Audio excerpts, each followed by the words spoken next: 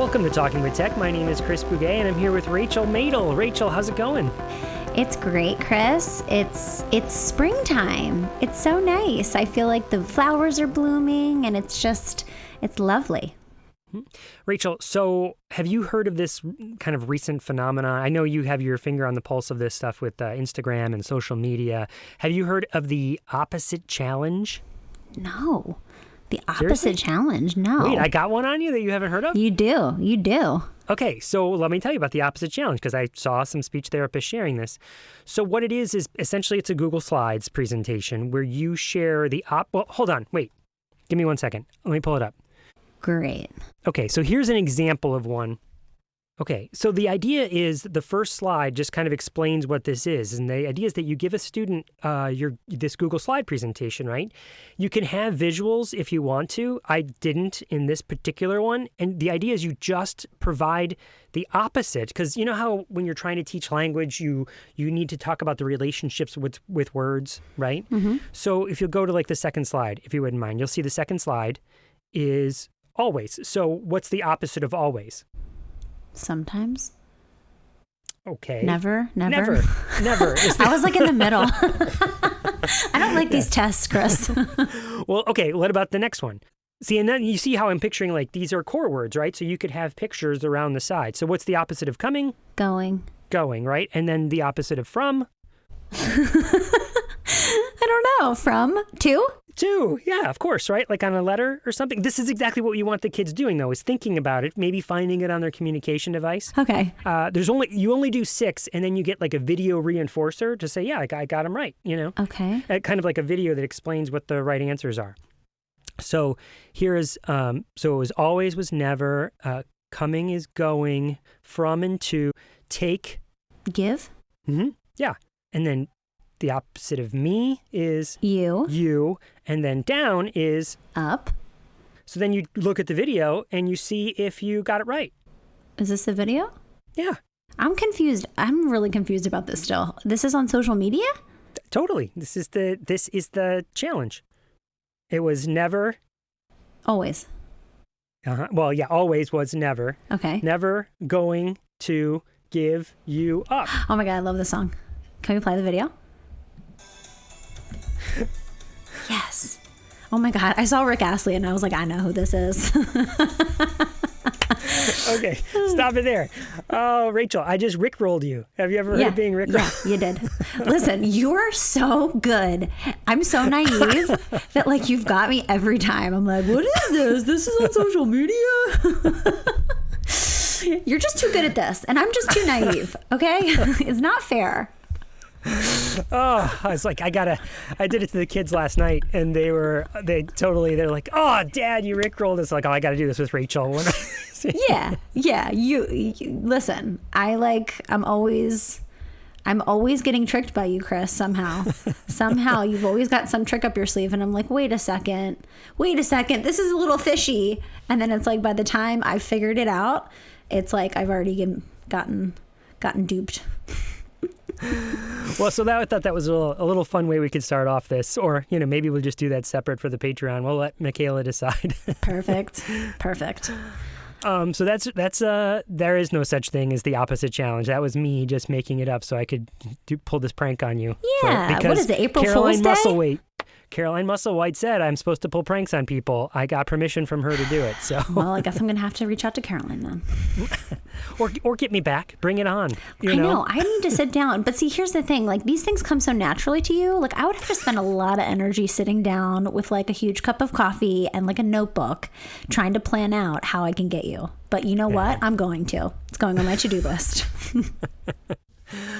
Okay, so now seriously, I am going to bring us down from an 11 to a 2 because I do have sad news, and this is completely serious. Is that we did have sad news this week in the world of AAC? Well, in the week of we're recording, and that is my really good friend and longtime mentor Bruce Baker passed away. And did you ever get to meet Bruce, Rachel? No, I never got to meet him, but he Facebook friended me, and I felt like I died and gone to heaven. I was like, oh my God, an AAC legend just asked to be my friend on Facebook. And I mean, he's done such amazing work for this field, and it's just so sad to see that he's passed, but he's left such a mark on our community and our field. Oh my goodness. I mean, I can't tell you how many ideas, and he's such a remarkable man, in his passion for sharing, for one, and then two, how much he changed the field by developing MinSpeak.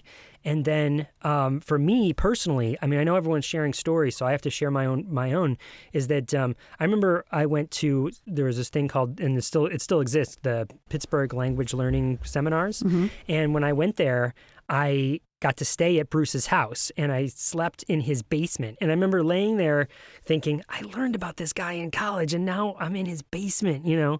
And then let's fast forward a few years is when I got a tweet from him saying, hey, Chris, we're reaching out to you. And he invited me to go to Australia with him. And I toured around doing presentations with him around Australia. I mean, that is just being able to spend that time with him.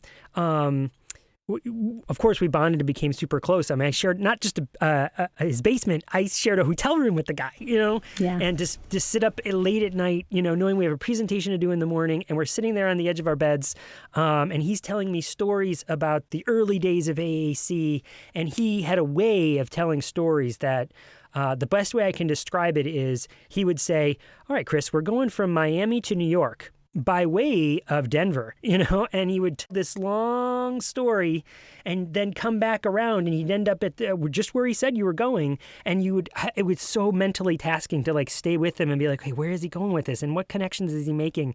And then he would get there and you'd be like, oh my gosh, that was brilliant, you know? And so I just learned so much from him. If anyone's seen any presentations I've done, there's a number of slides that he's allowed me to use, and I've adapted from Bruce Baker. And it's just such an influence on my career. So thank you, Bruce. And I don't mind admitting that when I heard that he passed, that I just kind of went into the bedroom, said, I need every minute, everybody, and just had a moment because he was that inspirational to me.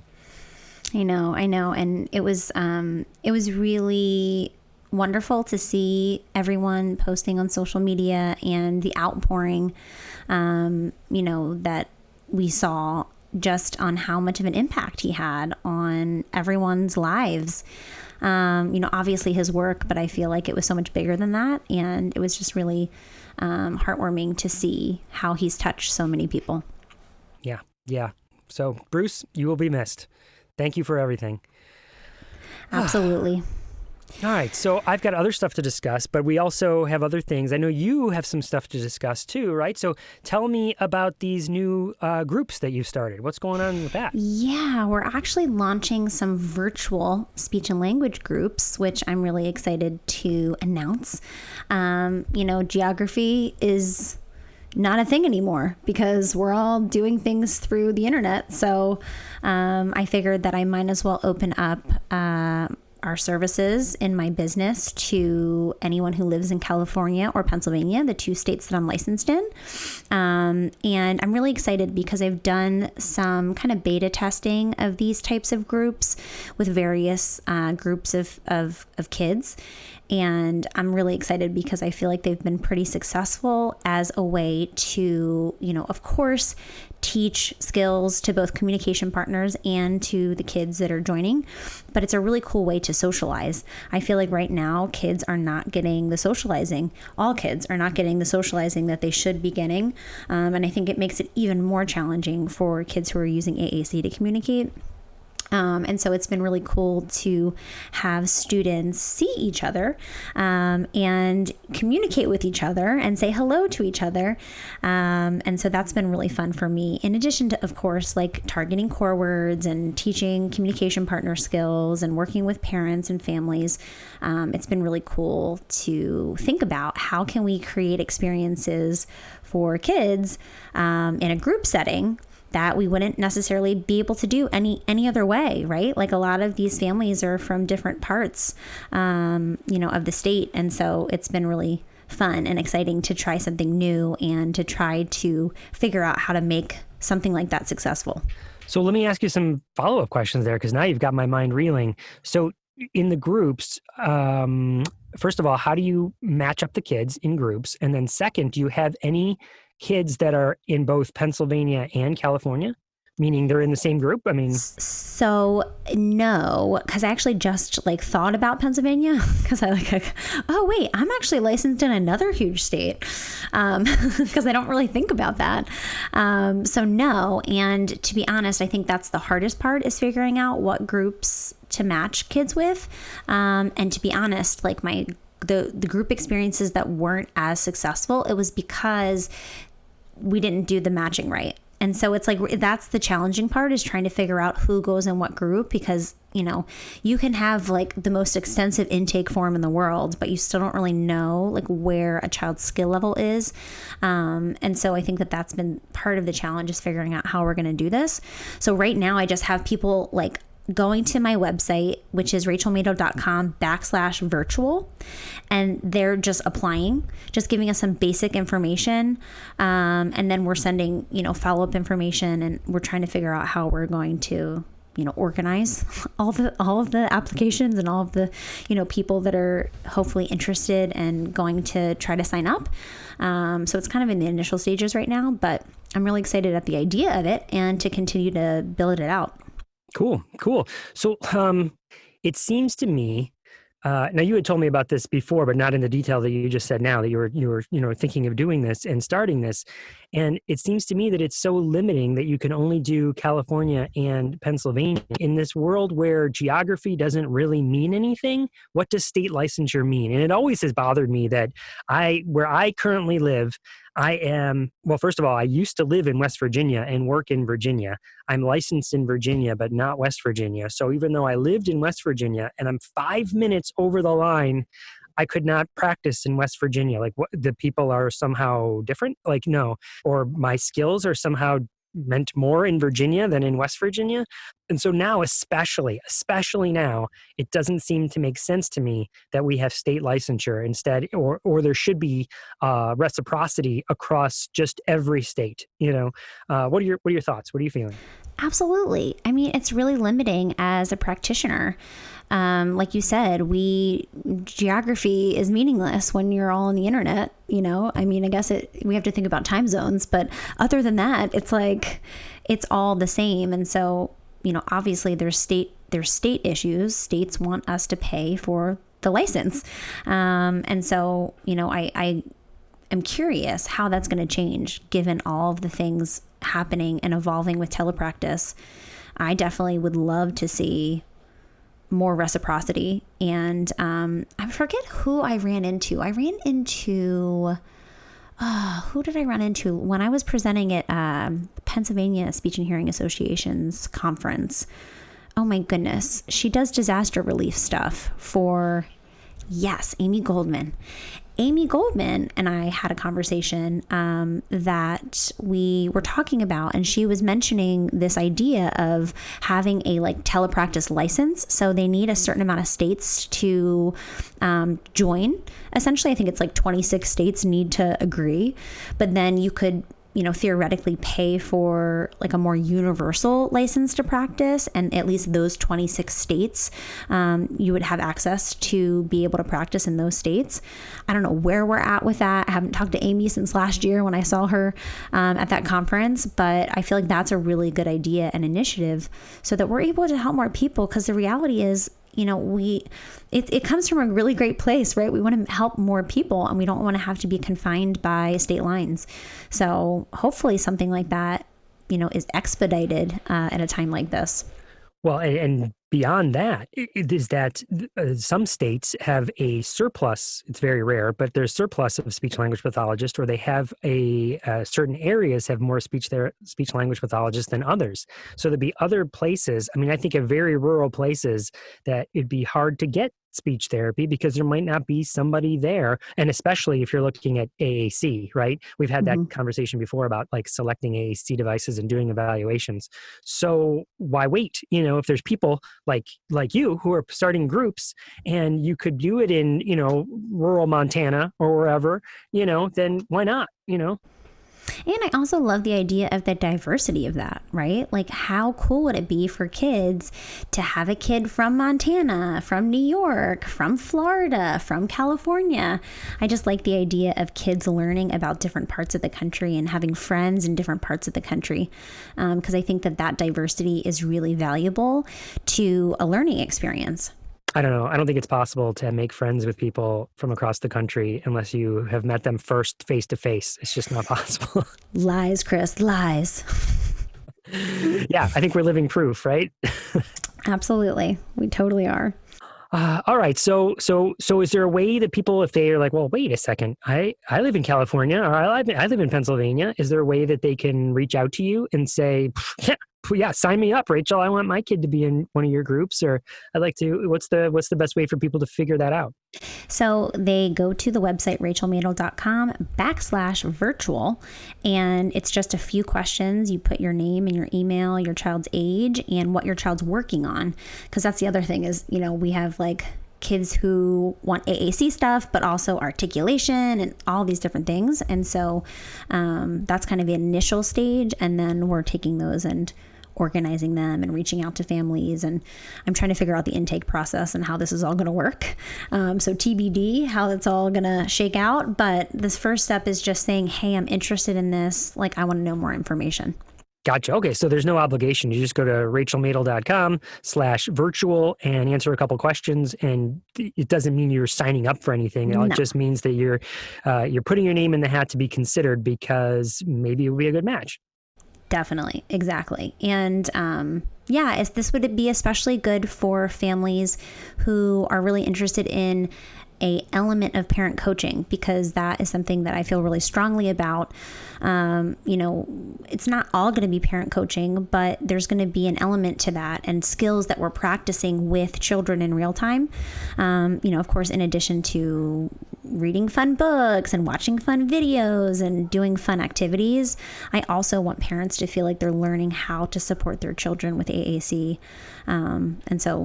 Anyway, it's a really good fit for a family who, maybe is saying, I really want to have somebody help me along the process and help coach me how to use this device when the session ends.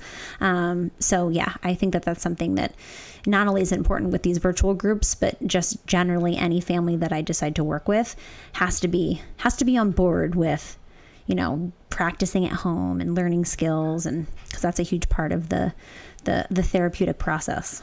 Well, I know I just got off of a couple hours ago, I did a session on coaching, and we had that conversation yet again that the people that were participating with me in that particular webinar, we were discussing the idea that coaching is the way to go to have the best outcomes, So, and the parents are the ones you really need to coach the most because they're with the kids the most. They're going to be the most stable entity in the student's life. So, I think it's like the perfect match, So I just hope we can get the licensing worked out in more states because more people could benefit from it.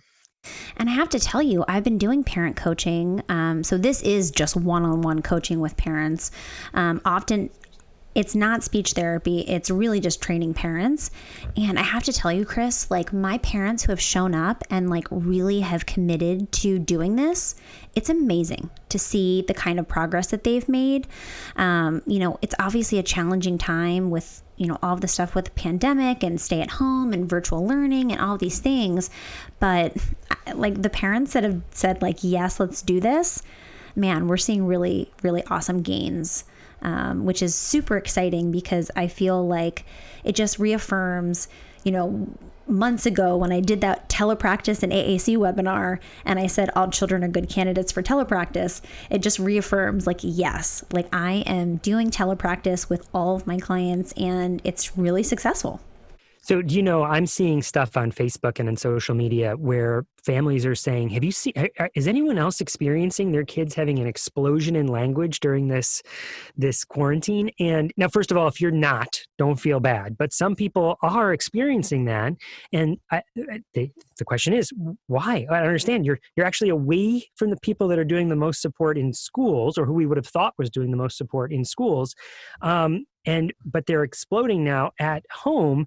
And I can only process that out thinking, okay, well, the people at home have now become used to modeling on the communication device, and they're doing it more with more regularity and more consistency, where there might be people in school that are not there yet. Either they haven't been coached, they're not doing it with any regularity. And so, of course, because you're in this environment and everyone's doing it, and you have that consistency, you see this language explosion. I mean, does that sound right? Yeah, it sounds exactly right. And I think it's so funny because I feel like we know this, Chris, and we've been talking about this for a long time, but I think it's just slow to adopt. I think it's just this idea of speech therapy as something that I take my kid to, and the speech therapist, teaches them how to communicate. I think that's just so ingrained in everyone that it's hard to think differently. But I'll say this again. I said it when I did that webinar. I think we have a really great opportunity here to, be in a child's kitchen when we're talking about, mealtime routines and what words to model. And so I just think it's such a great opportunity to really change parents' perspective on, what speech therapy is and what speech therapy looks like, especially for kids who are using AAC. And the asynchronous part too. I know you've talked about that before, where a parent might send a little video and you watch that video and give feedback on that, and you don't even have to do that in real time. And a lot of the stuff that I see presented on social media from other speech therapists are ways you can do direct therapy through the telepractice, which is fine. Great to have those strategies. I know you've shared some too, like how to do stuff with Zoom, right? Which is great. I'd want it a balance, I think, of that plus the coaching, so that it's not the feel that, okay, we're going to supplement what you're doing with direct teletherapy. We are going to do more coaching if we can. Every circumstances are different for everybody, but if we can, we'd want to lean on the coaching first, not the direct therapy first. At least that's my take on it. And I have to say, I've had parents actually, so I've been recording some of my sessions and we're going to be posting them on my social media. But I've had parents who have said, oh my gosh, I watched the video back and I noticed I didn't pause, or I noticed that I, jumped to asking a question. And it's so powerful for us to watch ourselves back on video. And I said to, this specific mom that I'm thinking about, I said, I'm going to watch back this coaching call and I'm going to notice things that I could have done differently. I'm going to notice when I gave you the answer instead of asked you a reflective question. And so I'm like, it's just part of the process. This is part of the process of, figuring out how to support your child and building that awareness and building that understanding of these concepts. And so it's just so cool. And I feel like, if you're coaching in real time, you don't always have that power, right? Because you kind of have to tell people what to do in real time instead of looking back on something and really, asking strategic questions so that people come to the answer on their own and they start noticing these things on their own. That's where the true power is, right? I agree. It comes from within. Yep. So it's been really cool. I've been it's been a challenge through these times, but I also have been so excited at all of the parents I've been able to coach. And it's been really successful. And a lot of my kids are making tons of progress. The ones that I'm, able to do coaching with for sure are making a lot of gains. RachelMadel.com/virtual. You heard it here. Sign up. Do it. It'll be fun, I promise. Now, while you're on your computer and you're searching for things, you could also search for the Talking with Tech Facebook group. So facebook.com/talkingwithtech. You can also check out our brand new website. There's been a lot of work going on. People have been asking about, hey, what, Patreon, we've been signing with the Patreon. What are some things you're doing with that money? Here it is. We have launched a brand new website. You want to say it, Rachel? Because I know you've had a big hand in putting this together. Talkingwithtech.org. That is our brand new website, and I am so proud of it. It's taken so many hours and gone through so many iterations, and our team has been working tirelessly to backlog all of the past episodes that we've had. But it is beautiful. I am so proud of it, and you definitely should check it out. It's really exciting that it's finally here. I feel like we've been working on this for months and months, with the ideas and the design and all of the things. But yeah, definitely go check out our new website, talkingwithtech.org. And I have to say, I know this is stuff we've talked about since the conception of the podcast for, how long we've been doing this, we said, we need a really good website that's slick and looks good. And yeah, we'll get there. And if it was really the Patreon members that their support was able to push us over the top and say, okay, this is the time. We can do this. We can make this happen. So thank you all Patreon members and everyone who listens, but particularly the Patreon members who are supporting us, not just by listening, but also by providing just a little bit of funds that help us make the experience better for everybody. So make experience better for everybody, really. Like any listener can now go to that website and check out all the different, all the past episodes are there. Well, many of the past episodes are there. We're not 100%. We're working towards getting that up and running. But many of the old episodes are there. So check it out again at talkingwithtech.org. Can I shout out some of our Patreon members, our new ones? Please. We have Kristen, we have Tara Weininger, who was just on last week's episode? 2 weeks ago, Sophie's Run. She became a Patreon member. Thank you so much. Sarah, Amanda, Jennifer, really excited to have you guys on our Patreon. We're really pumped. I get so excited, Chris, for the Patreon content because it's kind of like behind the scenes and like it feels like this exclusive thing. So we definitely have fun creating Patreon content for you guys. So if you're interested in going to our Patreon, it's patreon.com/talkingwithtech. And again, Chris already mentioned how your support helped create this website, and it's going to help continue to create lots of great things. And so I'm just really excited and grateful that we have such an amazing community that's able to come together and support this podcast. So Rachel, take us into the interview. What are we going to hear today in the interview? So I had the fortune of interviewing Brittani Rollen. She is the co-creator. Her and her husband created the most adorable book, Chris. It's called Lucas the Lion and His Tiny Talker. And it's just such a cute story about a lion who uses a device to communicate. And what's even cooler is that it has remember those books? I feel like I remember them when I was younger, where it kind of has like all of the circle buttons. And so like you'd be reading and then it would be like, you'd hit the horn and like it would make the sound. That's kind of what it looks like, but it's this little like removable, detachable AAC device. And so like, it's so fun to use with kids. I love it as a social story. I also love it. I do a lot of work in classrooms and preschool classrooms, especially.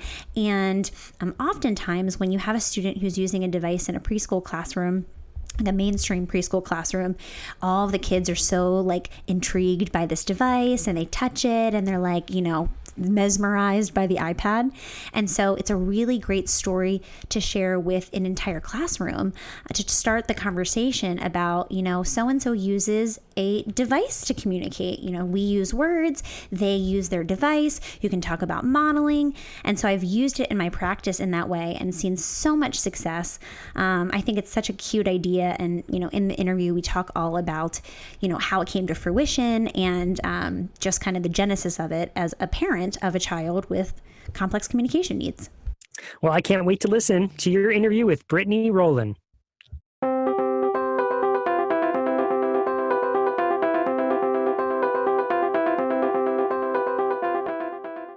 Do you feel like you spend all of your time writing assessment reports? We know that one of the hardest things about assessments is the time it takes to write up the report. That's why we've partnered with Double Time Docs, an online software that can help you write your speech and language reports faster. You simply answer multiple choice questions, fill in the blanks and short answers, and a fully written report is generated automatically. It may seem like magic, and in a way, it is. Sophisticated technology generates paragraphs and scoring charts, speeding up your report writing dramatically.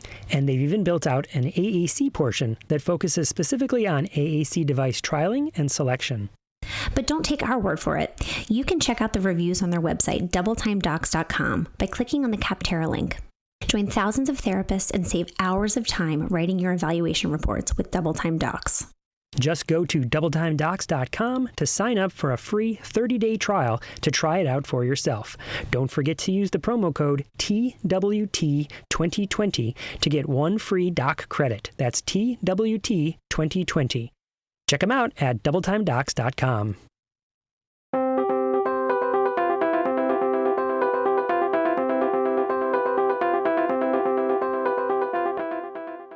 Welcome to Talking with Tech. I'm your host, Rachel Madel, joined today by Brittani Rollen.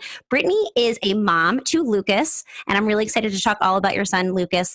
But she's also the co-creator of Tiny Talker, which is a 12-button pre-recorded introductory to AAC. It's a little book. It's about a lion. I'm obsessed with it. Brittani, how are you today? I'm great. How are you? I'm good. I'm so excited that you came onto the podcast to talk with us. You guys were nice enough to send me a copy of this book. And I have to say, I've been using it in my practice and I really love it. I've been using it specifically with preschoolers. I will do a language lesson with the entire preschool staff or preschool classroom. And it's such an amazing way to talk about AAC use, to talk about our little friend who might use a communication device to Right. So I just love the book. Oh, I love to hear that because that's exactly how we envisioned that it would be used. So that's awesome to hear. So let's just kind of go back. Let's talk about your son, Lucas, who's now 7 years old. Yeah, he's about to turn 7. Yes. Mm-hmm. Amazing. So tell us all about that journey, his diagnosis, eventually starting AAC use. Sure. So I had a normal pregnancy with Lucas. He's my second child. I had no complications with the first child either.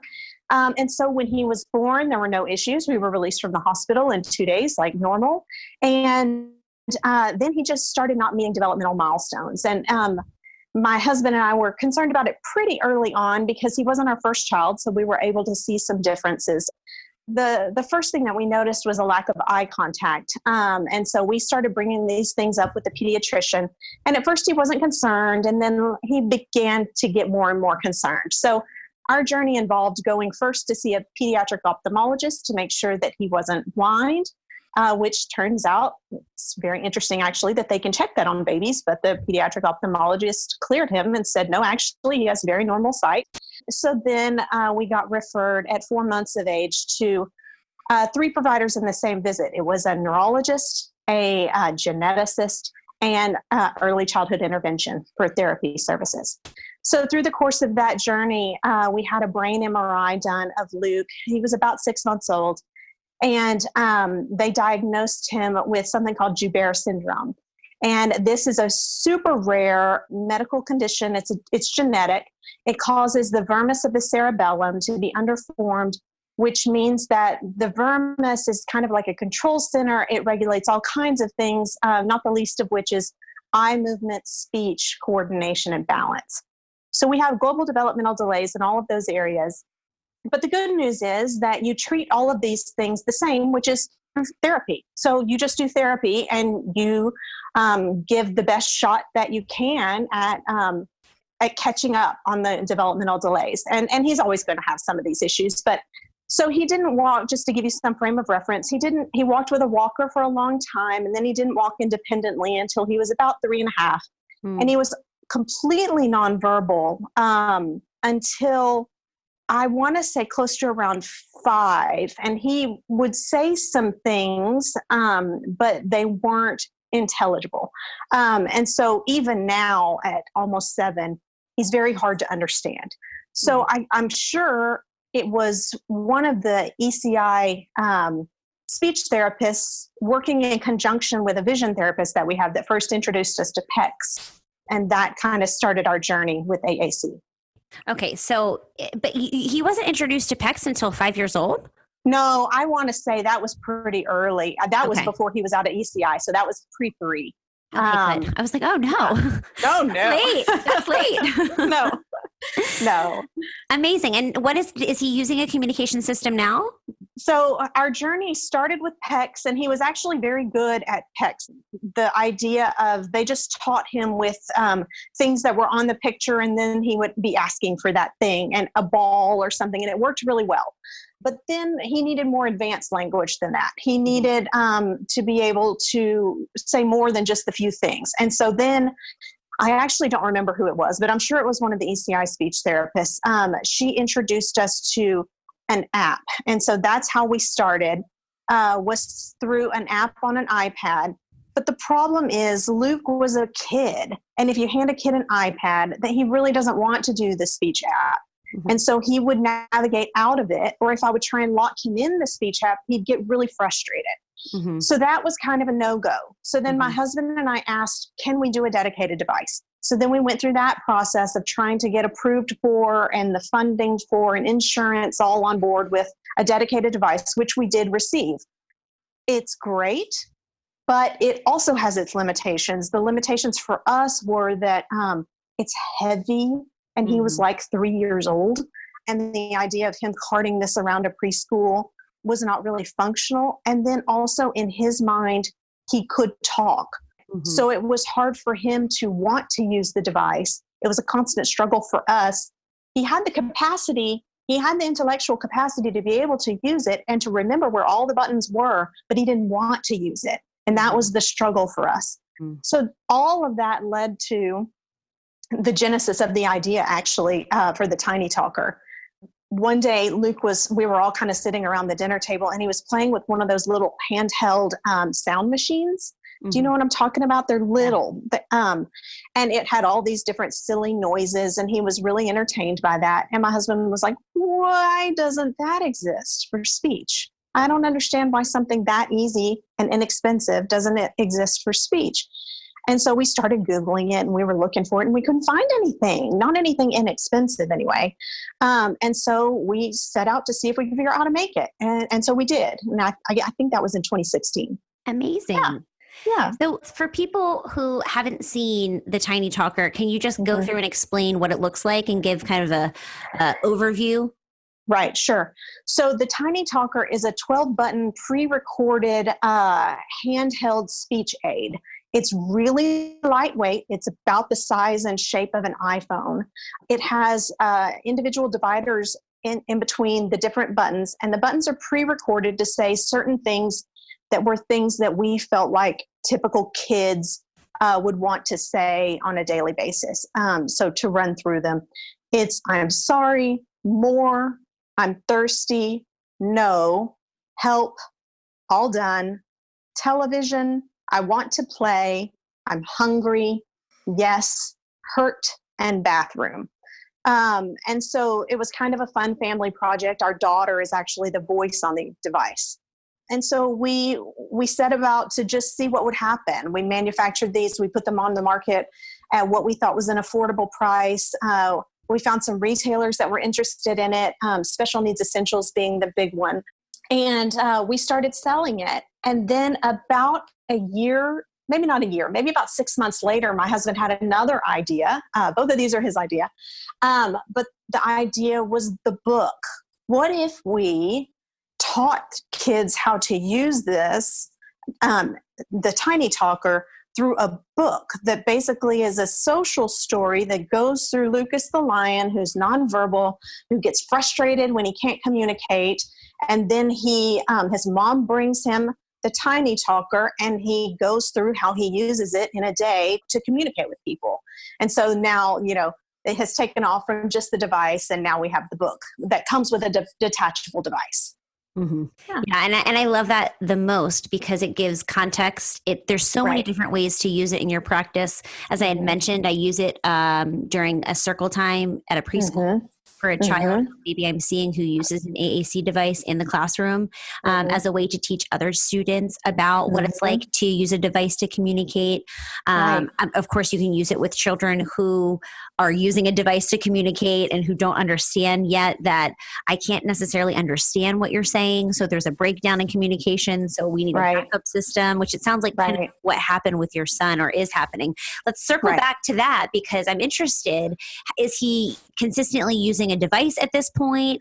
So now his primary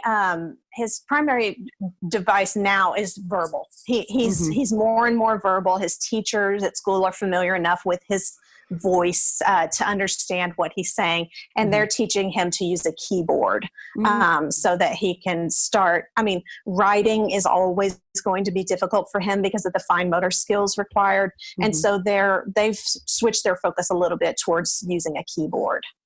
I love that. And it's such a hard thing because, it's one thing if a child is completely non-speaking, does not have a lot of words, or they don't come quickly. But for kiddos who just have severe intelligibility issues, it's just like, I can imagine the frustration that they experience when they say words. They have a word in their head, they put those words together to form a sentence, and that sentence is just not understood by a listener.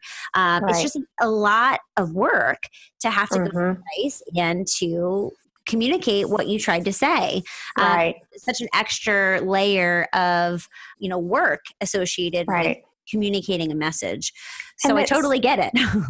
And it's hard on the parent too, because you want to help, but you don't understand. And so we've had to learn our own mechanisms for keeping him less frustrated. One of which is really helpful is show me, okay, I didn't understand what he said.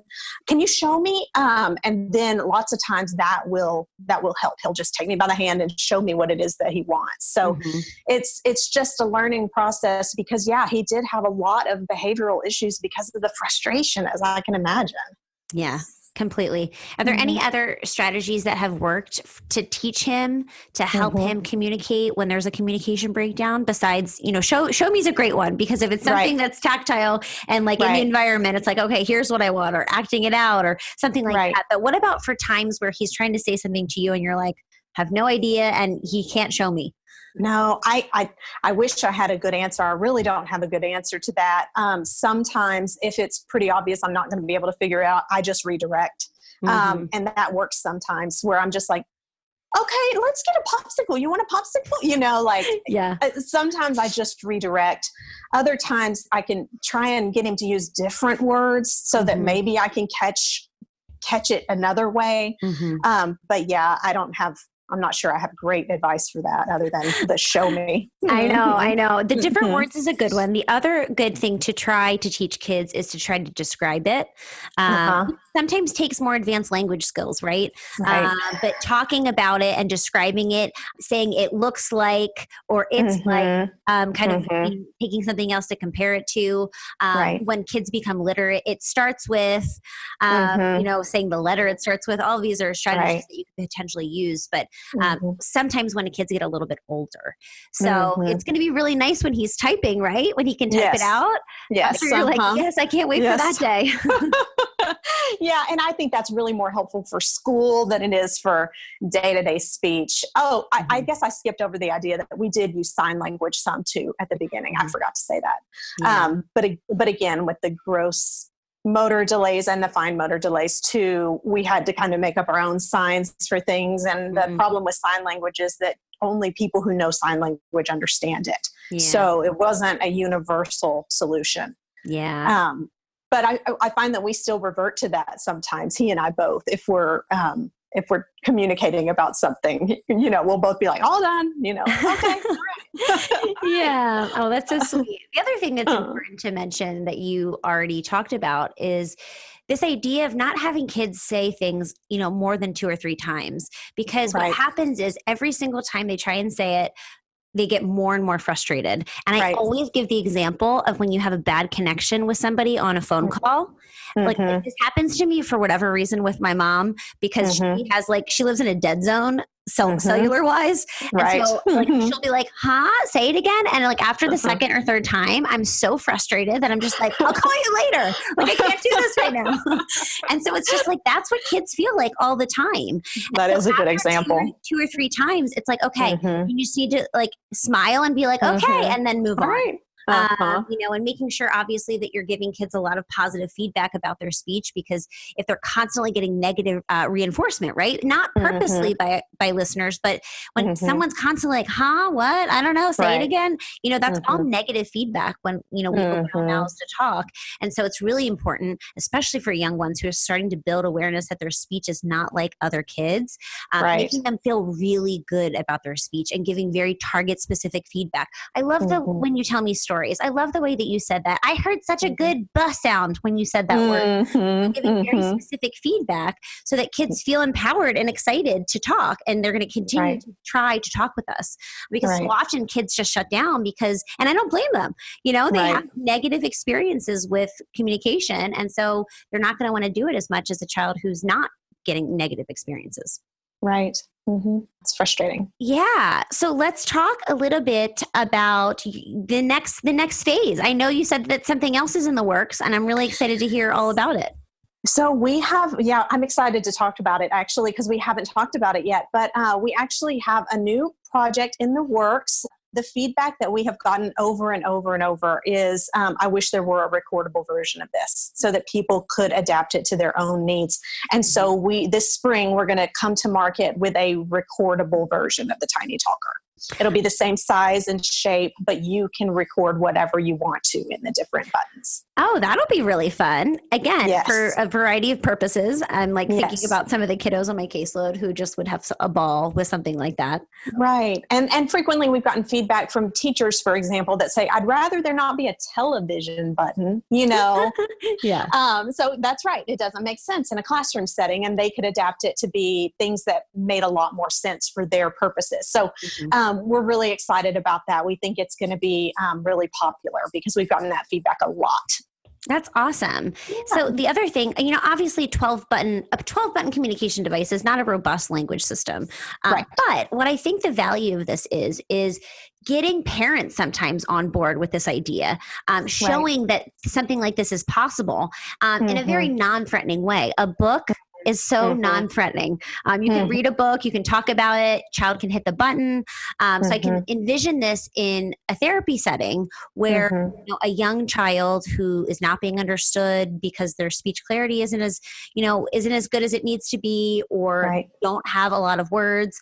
Using that, I think, could be a really fun way to just open the conversation and the dialogue about alternative communication.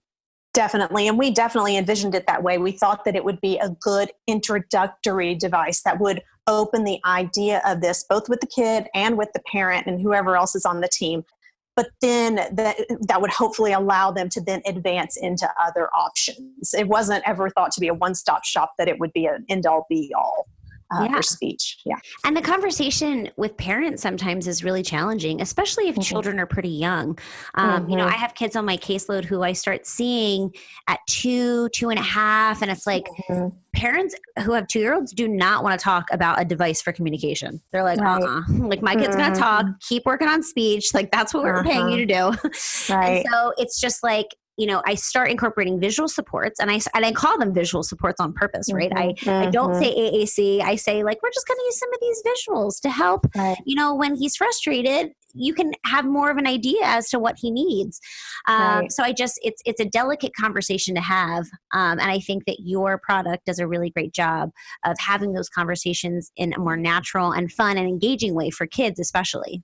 Right. Yeah, we hope so. I mean, that was definitely the hope. We were frustrated ourselves with the solutions that we were finding, and none of them seemed to be ideal. And so that was the exact genesis of the idea. It just seemed like for kids that were like our son, it seemed like there was a hole in the market to us from our perspective. And so we kind of wanted to see if we could fill it. Yeah. And I think you guys have done just that. I'm really excited to show everybody, all of our listeners on the podcast. Maybe we'll post a photo of the book and the Tiny Talker on our Facebook group. So if you guys haven't joined our Facebook group, please go join so you can see how awesome this little book is. And thank you so much, Brittani, for coming on and talking to us today. Of course. Thank you for having me. Yeah. I love hearing about your experience, and I'm really excited to see what you guys come up with next. You guys have been so nice to give away one of the books and the Tiny Talkers. So I'm so excited. If you guys are listening, please become a Patreon member, because we're going to do this giveaway in our Patreon. You can go to bit.ly/TWTpod. You also can go to patreon.com/talkingwithtech. There's 2 different ways that you can get to our Patreon site. But we'll definitely give away a copy of that in our Patreon. Brittani, thank you again so much for coming on. We really appreciate you talking about your experience and talking about the Tiny Talker. So thank you so much. Of course. Thank you for having us. For Talking with Tech, I'm Rachel Madel, joined with Brittani Rollen. Thank you guys so much for listening, and we will talk to you guys next week.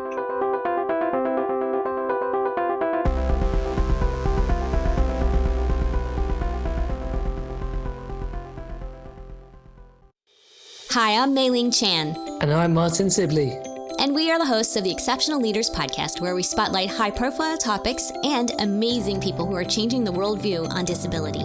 Even though we are oceans apart, we are bringing people from all over the world together to discuss inclusion, advocacy, accessibility, and real-life journeys. So listen to the Exceptional Leaders podcast to hear the voices and stories from amazing changemakers and be inspired to make a real difference in the world.